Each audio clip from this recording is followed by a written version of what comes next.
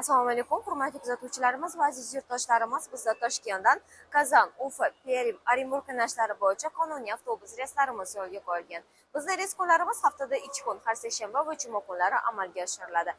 Manzil esa Toshkent avtovokzali 2-etaj. Agarda sizga ham hamyonbop biletlarimiz kerak bo'lsa, hozirroq ekrandagi raqamlarga qo'ng'iroq qiling va joylaringizni onlayn bank qiling. Tulpor Baykonur tomonidan yo'lga qo'yilgan avtobuslarimizda siz uchun barcha qulay shart-sharoitlar yaratilgan.